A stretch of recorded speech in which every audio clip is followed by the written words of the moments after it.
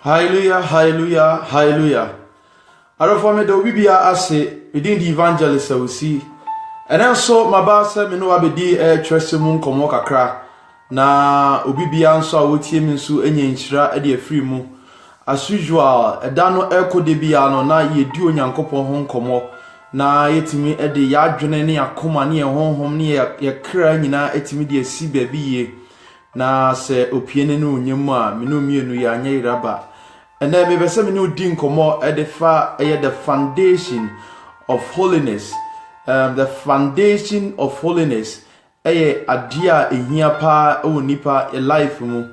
Na maybe say me bie trust no mu kakra pa show. Na I strongly believe say ebe mo wetime ye nhyira na wetime do nanso esi baby a etene pa. To get a foundation from crash, from say a foundation is sunny in ano. As I say, oye adia oto e fapim ni ye na otimi to fapim ye a etimi boa ma enye bia wo pe e de fewrade wo no onsetimi ka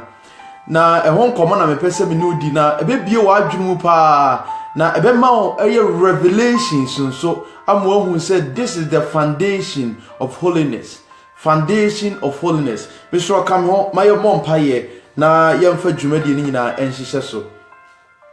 Tumi nyina ewura nyankopon me da wase.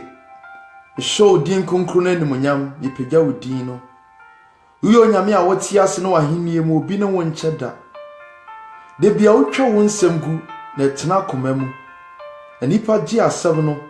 mu de bobra. Osuma ese yanko wiase amansa nyina nkoka wasempa. The obedie die na Awurade osie mu nesu.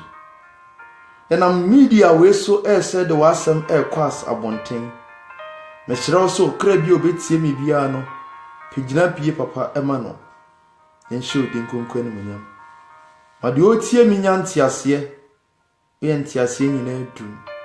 Me da wase to mi nyina wura. E wo Jesus Christ of Nazareth di munti.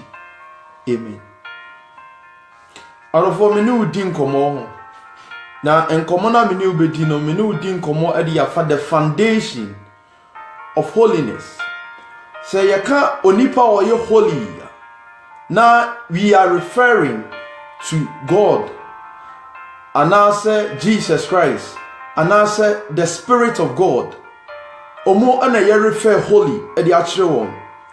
Na onyame ene Aaron ni Moses ene Miriam enante e wo hye ne so. Na okase mi re kire wo mo Leviticus chapter 19 verse 1 no say me ya konkron enu nti monya konkron. Ba ene se ya kase pese ye holy a na ye pese ya kire sei ye holy ni sei ye be hye atade free soro be si form na kire sei ye holy ana say holy ni sei yebeko asorin tem na chesi holy ana. Yes, holy ni say yebebo mpaye tintin na chesi holy ana. And me be bie adwene mu kakra mo anya the foundation na sa wo tu na de si holiness ni mu a etimi aboa opaye. It's very important say every mankind of this world no obetimi anya sa foundation. Adofo say who sit down on ade say o ye ne say ubomodin na unya asase. But nowadays Christians no your friend be say ye bo holy life. But obi a bo holy life without a platform. Obi a sit down without land. Obi a sit down without water. Obi a sit down without cement or sand. But also a bo holy. Now no person me do two foundation, the beginning of the holiness. So me sit down sisi ya bintimi koton chance megu abra mi ni asase. So bibi sam say me dan na du say ya me beto chance na me ka say asase po mi ni bia obeka chem say sabi mi ma adwene nye. Sana ye mu bi a Christopher no bonsam na edadan ye o enye ye ankasa bonsam na edadan ye. Nti otimi du say o de wadu ye onam holy life no so because of say Abrantie Jan ho tatun eye asomade na wo se no wajai ensa na wo no wajai ena ma asam na wo ye no wajai enu nti o se obo holy but it say kontompo a ene ne krese o say o kontompo bi o ha ene ne krese one we abeka se no na nso nye no ano no but the foundation of holiness no ontimi nkoto chance dan emfa meguo abra wunni asase ebeda yeye obetimi ato chance dan de guo abra wunni asase de bi uya be sin kanka be wi chance dan no be se wo step 1 a obetimi hu step 2 akoya se de obi sha atade na wase eye coat owie na wase ene pant egu coat no so sa na eye no but the step 1 no ene se onipa bia o wasasi so no so wo 1 + 1 a untimi hu 2 da so wo 1 + 1 a hu 2 da but ya to ni ma bi dia kata ni nowadays no ya fa se uyo oba na so oba no waja wutiri a wosese omorre na wosese no wajai wani tata no wajai bridge no wajai wano na Africa no wajai ebia ntade tietia no wajai o sentade ebom yo enu ntie holy enya no kre it's never true itira me say eye kontompo a ene ne kre dey ese ye wo asase wesu no se wanhu ne kre na ye betum futuro de agu ani miyo osempakani ne sa abom payem enne ma nipa dompi na minim enkoma meti omasum hwe enya de bi esensen bia na egodo da bi nya de bi esensen bia na egodo hwe atade asami white o ebia wo white bi gu a eni etren white pass me de asami eno nkyere se bibi white ne white se wo de no ukodwa so a ukokohu white different white your white bi o wa eni ni white pass bi mo eno nkyere se white enya light bia na light untimi fa candle emfa ntu nyame light ho enye yie ena untimi fa candle bobo emfa ntu awia ho enye yie oti ase untimi emfa ebia matches light na yeso no untimi emfa ntu awia epie ho enye light bia na light but the person me do see light bi mu na light ni me bia wa dwem wotime si sa light ni mu usima obi nka ncho se holy na wawura mu no enya niema ye ni hwe ene ntade a ye share e cover your nakedness na chese ebo holy there be and also ka hu bie na so the foundation na free baby na eba nti akasa sase kan abc dia wontimi nka start free z na dia ba a and also wontimi start free k na dia kopem z na mo we start free a e dia kopem z but nowadays Christians emu mema ne mra emu mema enema ye boy holiness no ewa nisuo holiness no ye boy nisuo na tadi na sini na asiri ntino obi afi se otene abranti ani pimpinis na anase oto na na nka ni wotwe no wajai enti anase wajai na insana na onum na wajai no ntino also obo holy life so wo twese mu bia na ne ntese what do you have in a year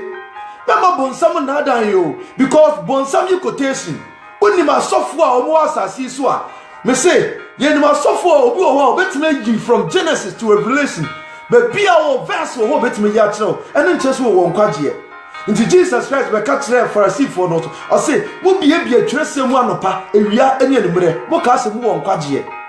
but dem ni nkwaje the same thing apply to our holiness because you are the right and your brown holiness we have different your righteousness adia friend righteousness mutuality adia kire righteousness adia right o nyame ani so say mafa manum nsuo menum nsuo a instead of say me dey to dustbin mu no me to twene a my wrong but say me dey to dustbin mu my right and not approve me righteousness and no kwa me say righteousness emre say bibia adia friend righteousness emre pa righteousness and say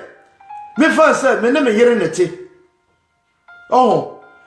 na yedidi awie anaso oyare na ma so no mu ade ne ko hospital ma ye de right ma ye de right ebia oni opanyini bi mo na am te ka mu ba oba betena ka ni papa ni nya ba bi ntina ana how sorry ya na papa ni tena ase why you right ba no nche so you holy so otina o sorry free akunya ne so na papa ni tena ase no why you right wo nyame ani so ba no nche se you holy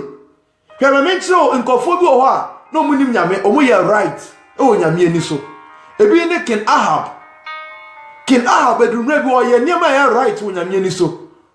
Bible say o say sack close eyintoma no say eyintoma no osugu Awurade so no bompaye na Awurade ka kire Elijah say Elijah hwe akora na mesi me pene kuno no waye de wo eso esemani intimejai no ene ye right be your righteousness ene ye wo holy life no ya fane say so okova wo nyina sitire na say ebia okwa asore ntem ebia offering bi utimi to tight utimi tia e cheso wo your holy life oboa enka wo kra. And so obinya right obinya holy ontimi nya right ontimi nye osoro nyine mu chefa ade bia ni wa enya holy a obenya mu chefa nyame anim. Bible say onyankopon eya konkono enti so nya konkono na yaba holy life na say the city abra Jesus Christ ba ye no na oni Pharisee for no eta erobu shoulders pa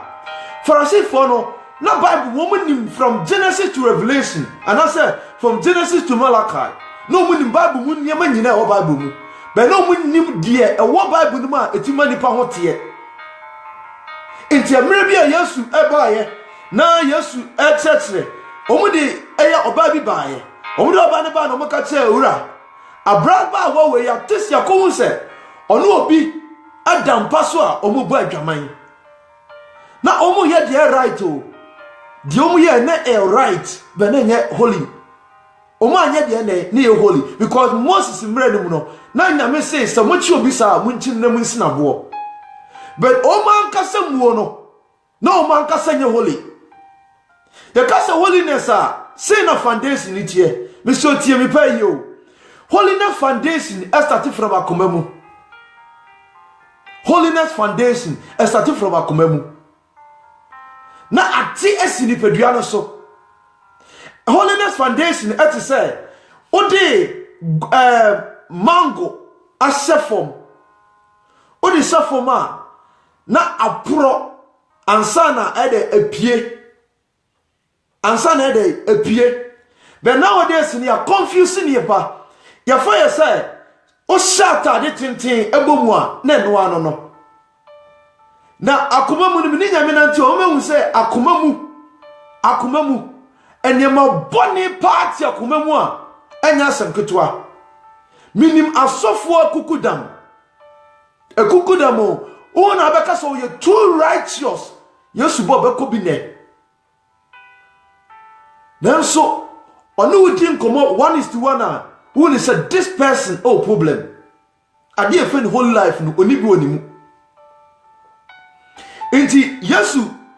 aka asembi wo the book of Matthew chapter 13 verses 25 wo ba no yesu ka asembi o say oni baby no kodua aduaba na bro aduaba ni wie odua wheat okoda ye no obi fufuro bedua eye kernel e de fry obedua kernel e de fry ne nchase a mede chiro anie sa ye nipa no ye ni nipa na nante anopa ewia ne enumre nti yafom ye ho ne wade a ye fe ne bitterness ewura mu a holy life ntimi nya bida ya odi ewura mu a ade fe ne holy ebi ntimi ma life mu da hwe say opa ba to offering wo wiase nyina obebi asori dan obeprapra ho apepa de kunya no so nyina ebi ono be tu attack kese me say obekọ nyanka fie akoye o madoye ebi obekọ prison akọhwe o mo obekọ yeresabia akọhwe o mo obebo mpaye a yetentene obeya akomkire obewu anyina na se oni ade ye fa ni holy owo mu a on sahwe men fan so tirim say because of so obi yes adi nti no e che so you holy there be holiness begin from your heart. Because holiness beginning from your heart as I said a reflecting so our body. As I said a reflecting our body. Say a church you say oba any kwan say what's a trouser fine oba any kwan say what's a trouser oba any kwan say asumade so oba asumade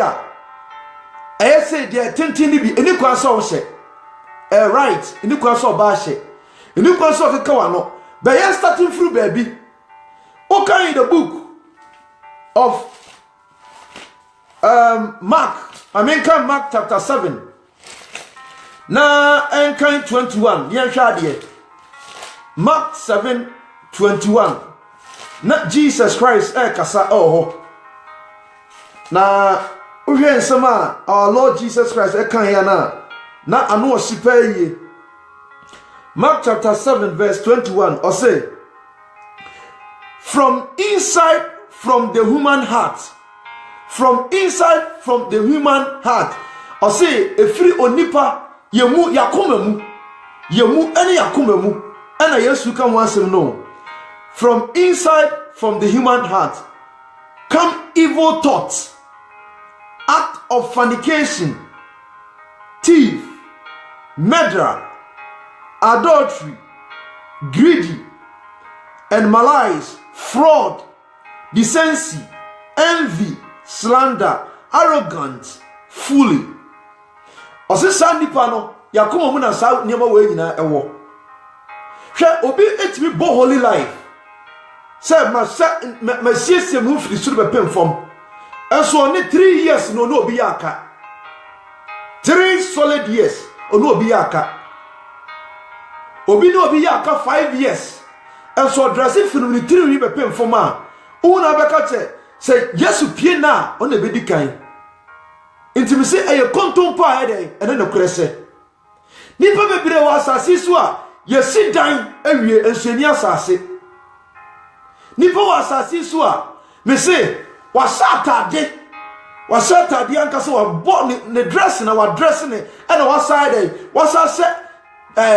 boxer shorts e de gu atade ne so efisi wa hunu ho asiesie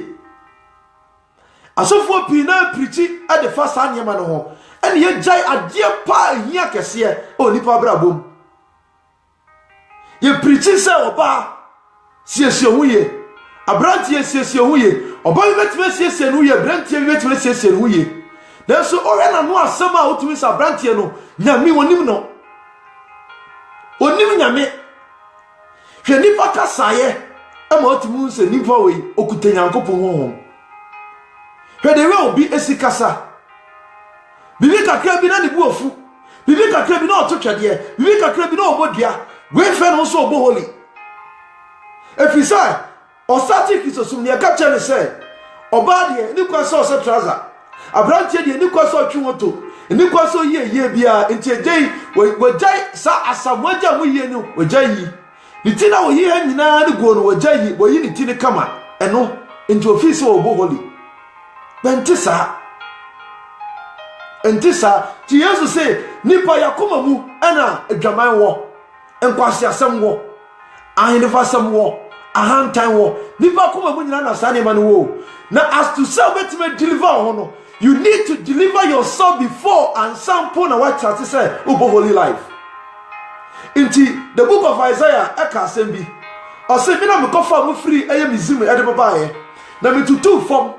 ya ka so bi tutu form a asase yo so obi be so dua dia obi so dua anka before so be dua anka no make sure say land nua bia sisi edua ni bia nim ansa na wadua anka enya sanka ne ntimi so da into obi bo holy life so ati say sabi kromfo pa obi bo holy life and so no akodem na so hwe no ho otumi say da bi won ka ho efisi won hu foundation ni ye ye wo abofra ye de ne kwa class 1 and nursery a gradual process ye starting to near mamu sa holiness ye starting to mamu sa o a gradual process ye starting free baby and san ye du baby udua anka ana udua mango udua any fruit bia ana no ba bia udua na okua nipa o ye papa no de odi kan eyenie odo asase ni nyina awia owia no wafuntu asase no ofutu asase na nnua yini na wo ho ene abo bia na esisese mu no no yini nyina de afiri mu sana holiness start free inti odi kan target to heart no because heart ni sa be efawia se ne ebe nyina heart ne ene fidi adwene no into ose thought efiri akoma mu onipa ahabo thought a efiri akoma mu mfiri adwene mu ewe ene fidi we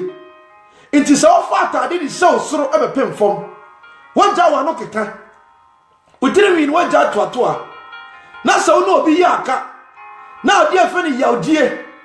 na ade afa ni konkonsa unforgiveness eso akoma mu a me say obema bonsam dadan me de me nyame nanti de bon say bonsam oye dadan for too much Jesus say bonsam de oba so be wiaw no oku no asel the same thing and the book of John chapter 8 verse 44 say aturo nyina ni wura bonsam aturo nyina the foundation of lies bonsam obeka cho say Saturday tintin omama Saturday tintin na wakoma no ono afasa akoma no omama Saturday tintin o enu ntina Nyankopon de bia no enipa bi se nyame hwa akoma mu no eye no kure se nyame hwa akoma mu because nyame on starting free z and son over a then was starting from a no de akozet onyame on starting free a no de akozet enti onipa mpo no se yare bi bebo a starting free huhu mu ansa na baniso so benya wona mani yare a starting free wo magemu ansa na ba aniso sanu Nyankopon so ye na ade so o starting holiness make sure say o janya madada ni nyina to atwene. The Bible says if any man be in Christ, that person is a new creature. All things have passed away, behold, all things have become new. Ose so bi Benjamin mu a no abeya abode foforo ene madada ni nyina atwam ene ma nyina aye foforo nti se o so person obo holy life a me nua ba na me nua bema memo bi deceive mesraw memo bi deceive aswade de obeja tenten ne se Britain de obejai anasa ebia ntade ntiatia no bejai sebi television na ohwe na wo se waja ni nyina na me say waja de wo wakoma mu no so holiness the foundation no estatifra akoma ni mu men ka so mfa ntiatia waso Bible na nka sabeka sama no ho oso onipa na akoma mu ena nkwase asem wo ehwo na adwaman asem wo na Galatians 5 verse 18 no and 19 so aka dia cho say wonam nyuma no e da di pefe e bi ni adwaman mo onso obo adwaman nyina statifra akoma mu abrantie timi tonnom wa sorry dem suma ma wa sorry dem osakose de dem a no no atwetwe ne bema because of say sadie ni nyede emfini mu nkoye utimi ko hu obi o me se wo betime si oba bi wa wi ane komba dose obesum Nyankopon nenso no obefia ne life ye total different akwa so mo mucha ticket edema nkofo de kwa aburuchiri da no bebre ye travel to omuntu kwanda enso cha ticket di ma foforo sani ebu bitie o nyamisumu ya fanya nya chichiri a wona ne ye ne ebo holy life mema bonsam na ada o na senko nipa timi de ne nsa wura na koma mu ana otwine mafifi a enkamide bia nkame nsa be hye ho de nyame yi a kyerɛ me na me ka de a kyerɛ wo sɛ enyima tu nipa sintu bia kɛseɛ nipa koma mu niema Onyankopɔn yɛ honhom nti ohunu de wo yɛ ha no be ye nipa yɛ hunu obi tie mi sisi a o akono tinimu onim sa akono de atinimu bonsama be bia onimu onimo enti holiness no estatifra akoma ni mu na a translate ya benipadua ni mu tina meka se untimi start mo chance dan so abra huni asase na ifa ya what asase we bi da Yesu Kristo ba ye no o ka say wa men kind the book of Matthew 23 wo no ni Pharisee ne kasa osemo Pharisee nya atwemfo kruwa no mo hohoro ho na mu ni de mo hohoro oso kruwa no mo ye dai mo hohoro ho na mo ho no de mo hohoro me kan e de free Matthew chapter 23 verses 25 for eba Matthew 23:25 to 26 me be kan ho o say Matthew 25 verse number 23 verses 25 verse 25 I say, alas for you, scribes and Pharisees, hypocrites, you clean the outside of a cup or a dish and leave the inside full of greedy and self-diligence. Sani Yesu kan o se Pharisee fo ne atwerefo no omo horo cup no omo a obeka se omo na che se omo na ekọ omo nim nyamesi wo bia na so sam kofo ni nim nyankopon omo ye dadafo omo ye frosters into obi a o started kisosom with enisuo sei na nakoma mu na nye no o ye froster onim nyankopon o di nyame ho few inti akwa se Psalm 1 verse 1 ana Psalm 1 ni verse 1 o se ma mon kotena for this fortuna bia no obi otena for this fortuna bia ene o Kristo ni a o claim so onim Jesus Christ na address enisuo na nakoma mu nya o di nyankopon ho few o di de nyame ho few obi bia ni wa obese ampaboa so obese su uwia no wase so gusu no so sanye dress be sana ne Christopher dress nyame ni so sanye dress ma no yen start and build the relationship with God no and free akoma mu then obese tese urade afa de me jump for clean you so e me urade tiri na emi yime se ha nyina se ha no me jan yusu brother so wo jansa no ma ana onsuka enya nso nsabiewa eno nche se wasi konkro yemu ya de tire ne afra konkro be different Jesus say you Pharisee fo ne atwerefo nya atwomfo de bia mo kankofo se mo na mo ya papa mo bia twesam a na mo kana kasia ana Yesu Kristo ene onyankopon den so mo ankasa mu no bone na ti mu asofo bi wo altar so mo na wa sorry from holiness from righteousness na sofo preach na sorry ana say ne sofo baako na ne buafu ai na we de onim preach ena asem we kura yen kan say awon ya ewura ne mu eso so holy awon ya ewura ne mu nti nyankopon sampo ntimi nya kese wa sorry because holiness need ho ya dress it to go say oh where the area so fu jira pulpit so preach o jira pulpit so preach no bi ebuafu asori be bi buafu den ade a message we dey atwam message we kra nya san ye na se we kra nya san na Bible ne pa kire awon ya wo nipa mu awon maso wo nipa mu kronu wo nipa mu ensem keka wo nipa mu adwama wo nipa mu ni nyina sha koma ni mu ni nyina de ehye yakoma ni mu enti ese fa twesem na be sha sofo so wo betie se wo fa twesem na wo manipa mo ntake wo makoma se de onyame ko take David akoma o se David wa akoma bia na sombo enti abra ba Joseph mpo no wan hwe de na nipa hwe o hwe de nipa hwe nkomu ya tenteni akesefo Samuel si wadi we na ahenie ne se no be onyame se me hwe de mo hwe o tinye won se brade se ma adwen ti se onipa adwene ampanya me na adwen ti se onipa adwene na mo na adwene ene se onipa akoma mu obeklini akoma mu nyina yie so klini akoma mu yie te se de watutu form na wadua aduaba na so ne aduaba ba so na ye kese Now so we die upon the Sisimua. Would you have banner into me?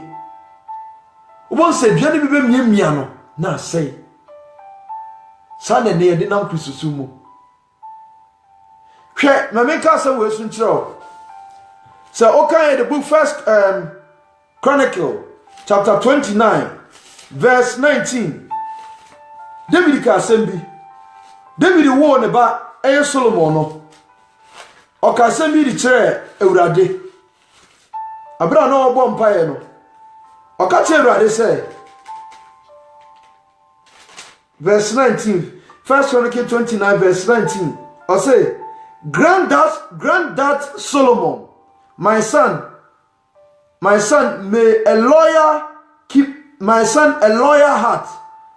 and keep your commandment, your solemn charge and statute, that he may fulfill all and build the palace of which you have made a provision. When David empire or body to Nyame, David ankasa Onyankopon Emma Solomon. If you are seeing me now, now so catch it so on man akuma papa.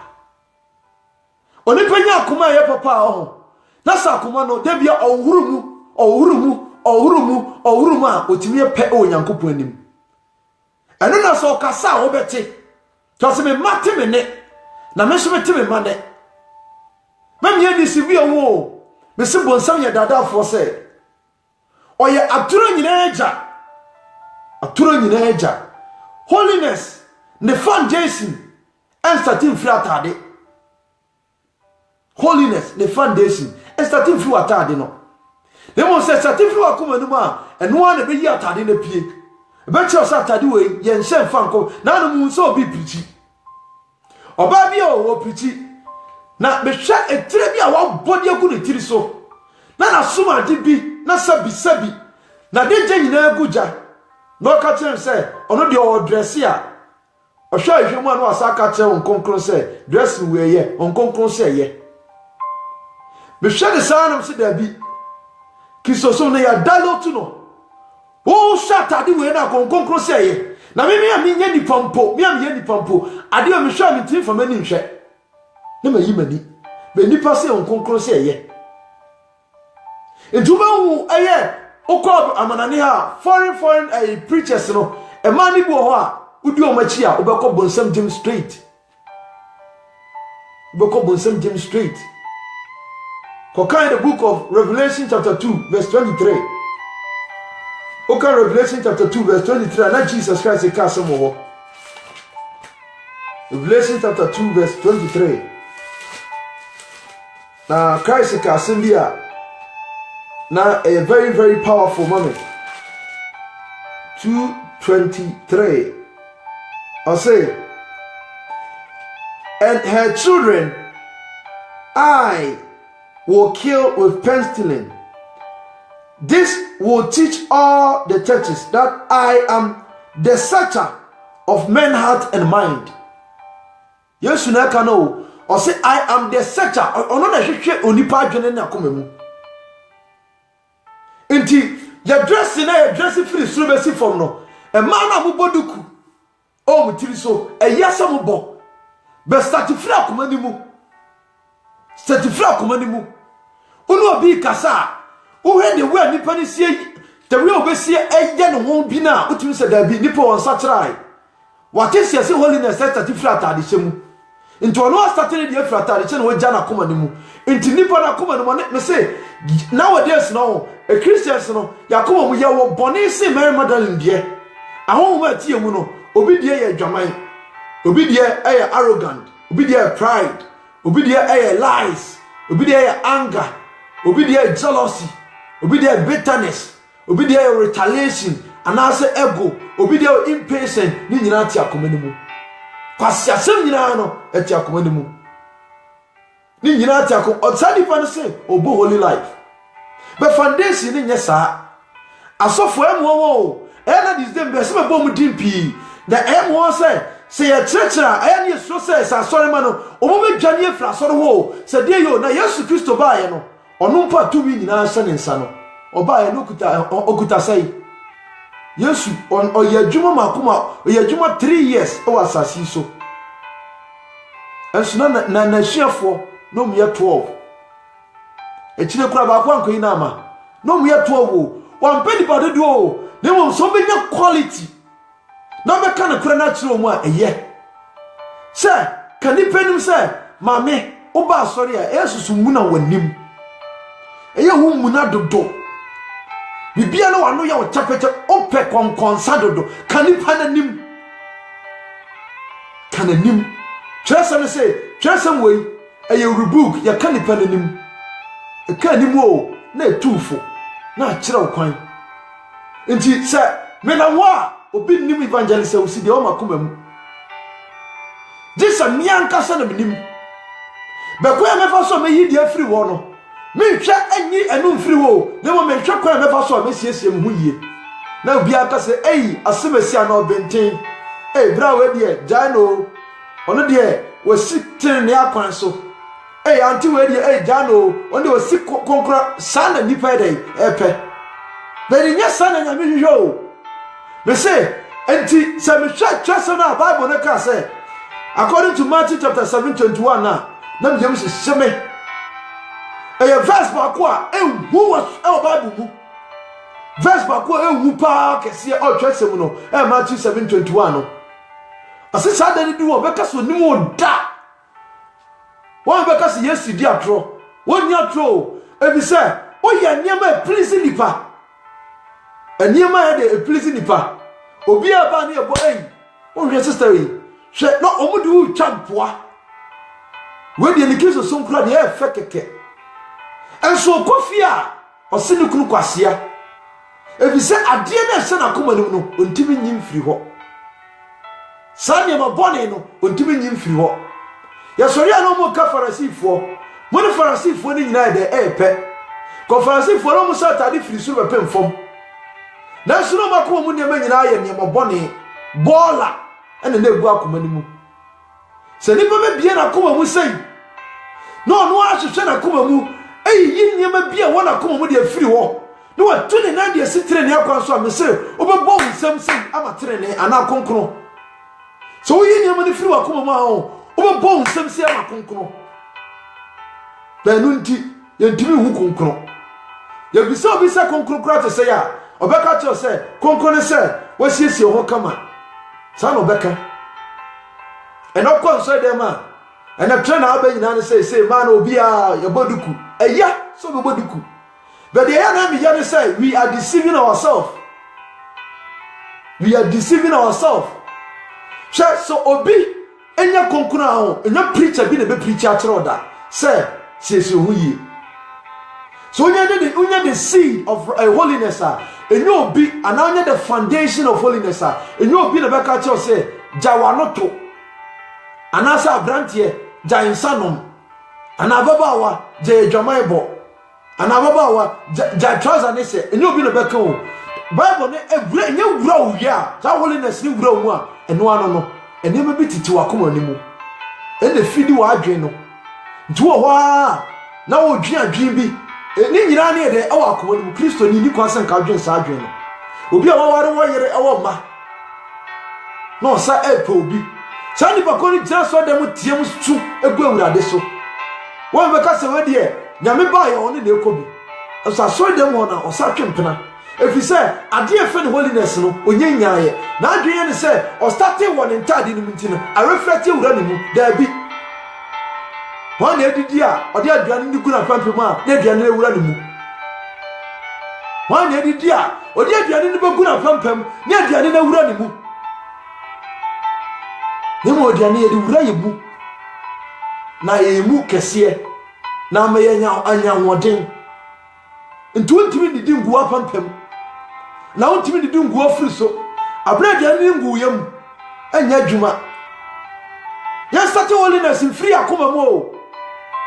me say so se obi su daye na emu apam no ana so bon se de bia ne nema ekobone wodaye mu a e reflect wo honhom mu efreto efisika ho ne de ba ho na mo yemfa aya tade nse emfa nkase holiness bidi ma sofo pi o mo ti prophet so say ya o mo nkasa so mo ba sorry be preach de cha sorry ma na wo ye se be de Nyankopon afa takyerema so amobi asatra wo na ankasa no nim Nyankopon unim nyame e ma bi to anwom asori dem we so atonwom ane ni ti se ko obatonwom ne ne no bass ne treble ni nyina wom bibiase ne ne instrument enso na kuma mu ne manye na kuma mu nyane de enye adafo enche na me de asem ni ba besia le mo me tufu na me kira kwan se foundation of holiness estati fra kuma mu na kwan ma so betutu sanye me de afiru akuma mu no eno na me be kira wo ebiso Nyankopon no otu a ana wo kira wo sabetu obetu etu ade amawo akuma mu niema denounce no denounce niema bia ewo wakoma mu enema boni bia wakoma mu no denounce no boni afra nipa na akata yani inti bebe se minima sofo pi evangelist akesie pi a wo preach about trousers you preach me preach about trousers me against obani kwa so she but no need the main source e be many pan kwaje e no need the main source e many pan kwaje e yeso be just anya mani nyina she no why very decent but man nye when fam please nipa no wakomo mu nyesu hwe obom paye 2 years obi abom paye 3 years ni mpaye mu aye maaye eye bibia fise na koma mu bone atimu hwe obi koda 3 hours no ntimi nai obadwene adwene bone nko a ekwan a kina obefa so obebu obi na ne sika be se ni botom enu nko anope osofo kotenase a ekwan ade achi obefrafra anointing oil ade ama obi enu nko na woni tirim. These are some of the bad thoughts e woni pa koma mu na ayofrete dia ba adwene mu di ono e person sitrene ene konkran bra boso no de bia opepa na koma mu na ayofrete sani pa kono kasa o hwe ne kasa utimi se da bi we Nyankopon homo no so onya hantan yo onya hantan na obie na no kasa unso buade Jesus say mo hwe mo nhia me na me de o say mo hwe mo nhia me na me nkonua de esha. The book of Matthew 11:29. I say I am humble and I am gentle. Sani Yesu tie. Ti so onam tiri ni mu a onam konkru mu a the foundation na woni ba jikeke obi bia wo sidan a wo sidan ni ye onya etutu asase no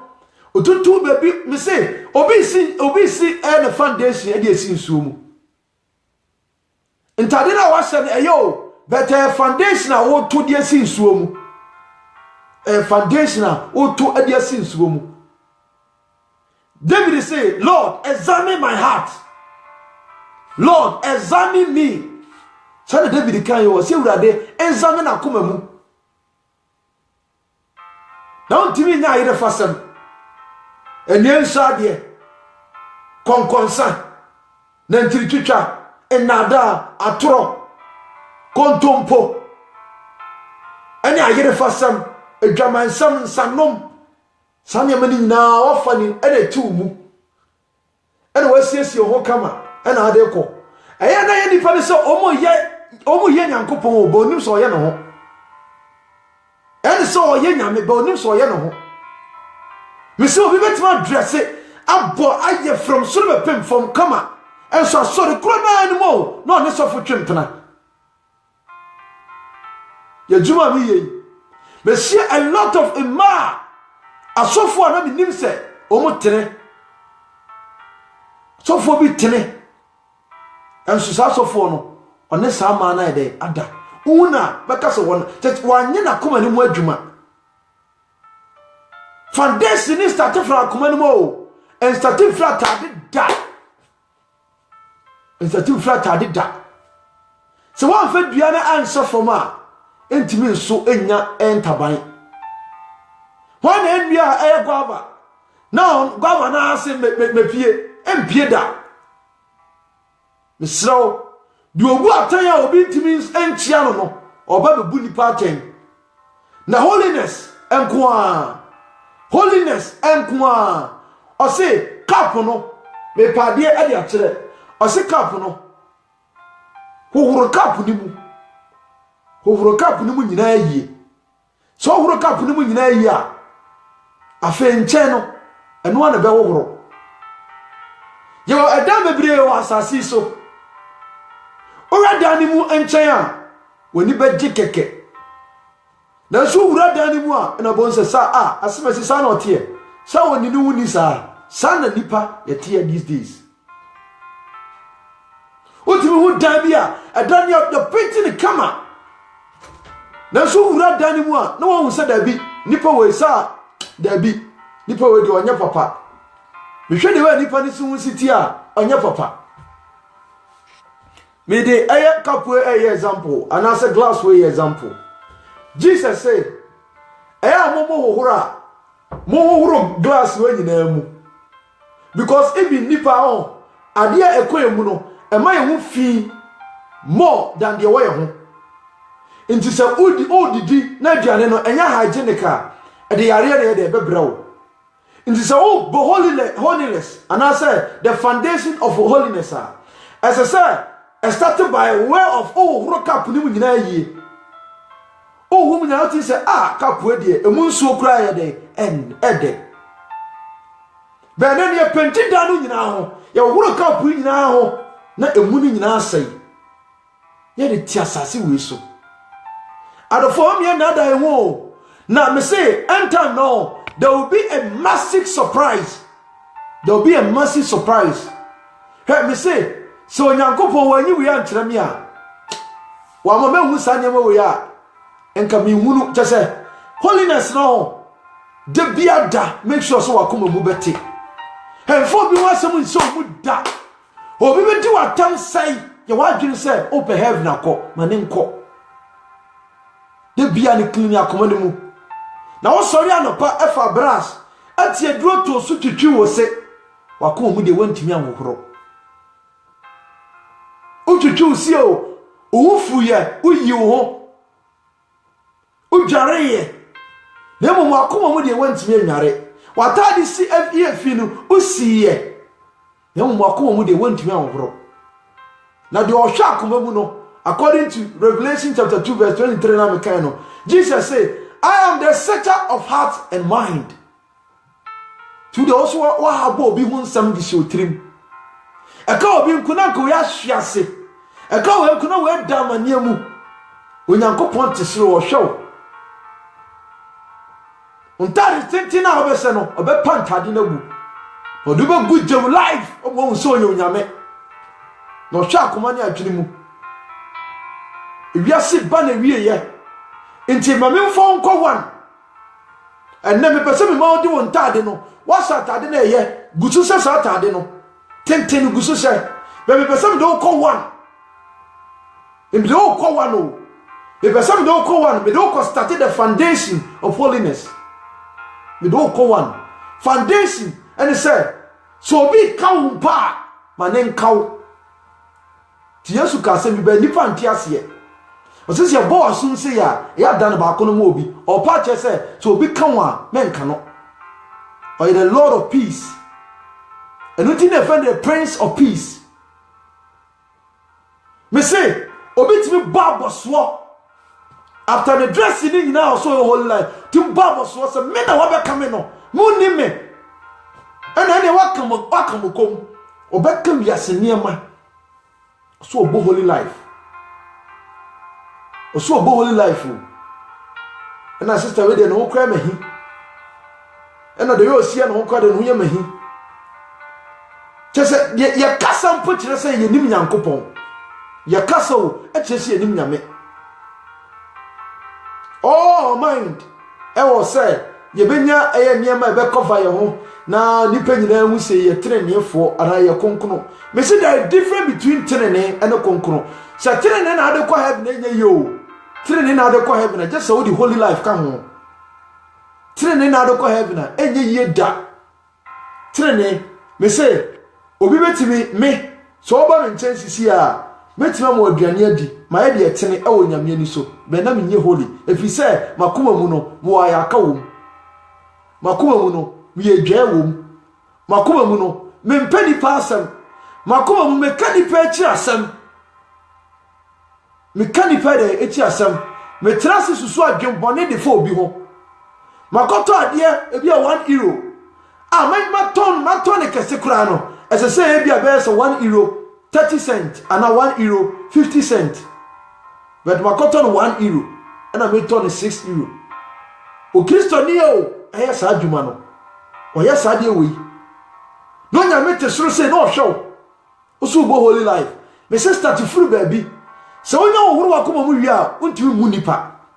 obi a adwene obi su a obesu aboa no obi sire a obesire aboa no ofo bi wansem nti otirimu da nti onipa woni holy no oni odo kata de nyina so oni holy a oni odo yesi e wodo me se so ma obi aduane di anche so wodo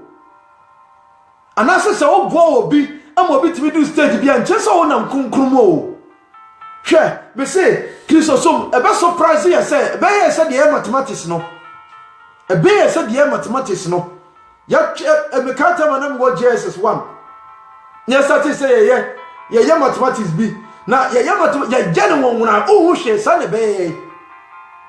unless say ohu the steps na onante no this one with the steps no so umpo steps impo tutu a ye starting free emepem from this one o sisi no mako na ade akọ the foundation of holiness a beginning from akomanimu krinya konom anopa ewia enumere anajo ahomache da yemu nyina so kinu akomamu mintimi nimo nipa bia obeya ade die tiamia because ya track sa nyama no inima de abeya me habo sa nyama no obimu because me bompa bia na me bompa ya no pa ewia enumere ne anajo bia na me target makomamu ansa na ma bompa bia Jesus ka sami say ewia se shirifo na oba munchen oba munchen a onya hwemfiri mo da ebisa ne hwi ni me ho. The book of John chapter 14 verses I think John chapter 14 verse 30 to 31 and Jesus ka so ewia se shirifo na oba munchen because Jesus no ni obi anya aka o share farasifo no kan omo oka anasem plemplem o wi anu anoko enso ne yetena asafo mu wo de yentwa asafo yetimu yehwe fie yetimu ene adwuma yewo mu suku ayekọ enamfo ayefa prekasa bia ne omuka aye frey won say ebo holy na se ne kanyankopon ti anko bi betena heaven sani nyameti anko bi betena heaven kontra heaven o se yenya konkono Leviticus 91 o se katira Israel fo ne so munya konkono na misu ya konkono nti ya konkono ya siri trias say the second a glass you see it trase instead of saying jina won you see it trase adofo misrewo e kanya meso ne kure ene dia kirewo so wan hwe ya wo ba yira bonsamo ye dadafo or the a lot of preachers abasasi so a lot of preachers abasasi so you be preach sentade esi from e ye kama e ye best the yesu ka sami say unim sesa ababawa so obi hwa umpo na de kondo wa ono abo adwaman yeso bi be saade no me men deceive ho da ye sei kata woni we no na fa woni we no ehwetom o kata woni ba ko a woni ba ko no betima hwe wakoma ni mu na eyi nyema fi no men bompa ya debia empreniema ni bom ni empire katerade se on deliver wakoma no ene wa adwene your thought your mind ni emotion ene feeling already deliver sanyema ni free mu afo deliver wi a na fe wa be what start holy life no into the ball wo bo no e te se adwaye se debia se won sada ho na otwetwe adwaye a owo onya apoto bibire da nemo so ja wadwaye de to wa one ebe power hwe minima nana bia na oda sink mu okodware o sink mu da sink na ontwitwim enti sink ne sase develop aboto bibre na oya se okodware no na ne nan si wo ne pa ne ti bo mu anu wuye a very sad story ne ti bo mu na ede owuye etisen kane na yewo eye Ghana akurase no obitimi edwaye yentwitwi o won se wo se ho nyina tantantan ti se wo nyina tantantan sa ne nipa yakomo mutie ebi se yen deliver yakomo mu niam na ewo mu no obi ni nipa 3 4 5 6 name them ono mu nyina yaka and I'm so timi to offering no to correction and also to otua title no o ka se waye de e right nti no wenye oso ayi ni mu na holiness ni mu a untimi nya oso ayi ni mu da so nipa jari de bia de a no nipa ntwitwi na koma mu so nipa twitwi ne si de bia de a no nipa ntwitwi na koma mu nipa ntwitwi na koma mu se ne be ya obetimi asewo nyankopo anim men deceive ho me de ma asem e ba na wiye e ma ne brantia mu basi so abrantia se wusika ntimi ntonsa biwa eno nchese wasi holy life mu biwo ene majan sanom ene majan sanom e bia majan tatwa ayesi wajan twa ne mu maka akoma ni mo okose nko akose dem a nko na nim bia wo ye odem na me obi na me di nkomo bi na ewiase de say anye yakoma wadwuma yi a the devil is a liar osaye konkonsani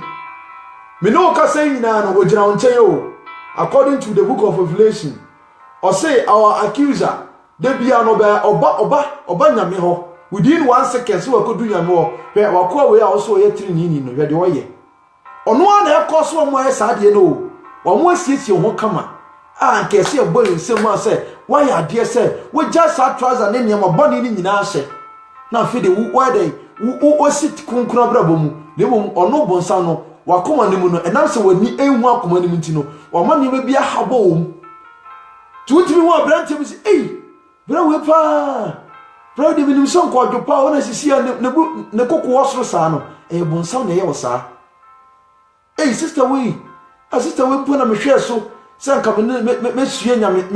eno ogina ha se na odi atem sa bonsa na ese because horo nchen no na akoma nim no wanyi amfiri mu why apoto bibire why dey apoto bibire video nyame asem ne dey esia na the foundation of holiness mesro meto nsa so dia afro as usual empire nso de eboa manka nkyere wa na meboa because obi otimi ko nyankopon anim me de yemfa sa na dwene empire nim ko ento nchen uyo obi otimi ko nyankopon anim anopa ewia anumere a oni nyame bese so otimi ko nyame anim anopa ewia anumere anadwo oni nyankopon bese ma menya wa example abranti efe ni Moses okotwe nyankopon wo sere ne so ana o mountain ne so Bible say opie baaye no na the elders ni Israel for no mudwane including Aaron no mudwane omo say Moses side the assistant because na wonsra na ye nim ti say onyankopon the nim ti say ye nim ye the assistant because of mpaye ni nti suampaye bo mpaye na bonsam mpaye nti Jesus Christ mpaye na dwen nyina na Paul say pray without ceasing. Elijah mpaye na Bible so de nurse say na ntem na nitisi form no mpaye sa emensu de esa bai. Okay, the book of Daniel chapter 9 verse 2 okona Daniel no ye mpaebofo edifo no ye mpaebofo o mpaye unya connection with God. The book of Colossians chapter 4 verse 12 if you pray to so mpaye area ma Colossians for no say na be metima complete the will of God nti ye mpaebo ni men nya mpaebo da if he says one nya mpaebo fo a on bonsa metima mo akọ hell straight. Reading the Bible ni ye because confessing the scriptures Now the bonfire no is very tender. Confessing from the scripture. Now the bonfire I know what say. Inti sua kyerɛsɛm bonfire. Sua konkron no efiri akoma mu. Always clean your heart. Na onye clean akoma no mu wi a eduaba no be so kama. Na be ye fe. Enipa nyina be hu se oduaba no eye sonko. Onyankopɔn hyira Brazum nene ye bonfire. Me di evangelist we see. Mesa deliver minister. Inti samania bi da so a ni nyina nso do wakon be di kan hwehwe Kristo ansa na so onya hu Kristo wi a ose me nsa wo enyetia sentim nye de enso oje ena masoso ensiye se enti asem tunya Jesus Christ ewi a afi ye bompa ye mawa na wonya deliverance esro rampa ye mu be kan ho ye nyina ye mo ye nye kapre enyi simpo a ne mo ye do fa intensive prayer mu biblical prayer ano se na wankasa wo doubt say enema e dey efiru ho akọ onyankopon sasa yaye e de aka ho onyame hyira na ye share dey obetimi ahye eye video no na say eye this message e de ama obibia na amanfo njan the foundation of holiness onyankopon hyira me hyira ye bompa ye tumi nyina ewura onyankopon me da wase iyo onyame a ona wo kyerɛ wo ma obie kwan de to baabi e kwan nie esro ni enim adwe nyina ne se holiness dey starting from ntade ye jaya koma ema bonsam eyusu ye esro abra ya te wa asem yi kan ho bio deliver ye free ade bia ye boni mu tutu anamo nsi tenene ne konkron kwan so eso pio ne monyema uma anya yiraba o me da wase o Jesus Christ of Nazareth demunti amen. Therefore, ibeshia mpaibo ase na nadwi. Your bonfire no from 12 a.m. German time to 3 a.m. no Monday to Friday. I want your boss empire no, but Saturday and Sunday there. Your bonfire no emane bro. Your bon 4.5 hours. Your intercession, your deliverance, online. Into wo fie kura na obetimi ade earphone aso na wa bonfire ni bi. Nyankopon so etimi ajo na wesane wafim puche mu wa moka ho nyina so amobɔ mpa no nyame nhyira mo mpa ya mobɔ no enye kwada mpa ya obɔ no enye kwada na Nyankopon oyɛ hyebre sesafo onipa mpotimi ho onipa mobɔ a Nyankopon ene ntimi hu mobɔ so mpa ya obɔ ne de bia 3 hours udi ma afoforo obɔ odie udi ma afoforo obɔ odie no onyame hu na bra wokɔsha amane mu no hono onyame be yiwa pie wahye ne din konkran ne onyame obi bia bye bye na yenhia o mompaye onyame nhyira mo.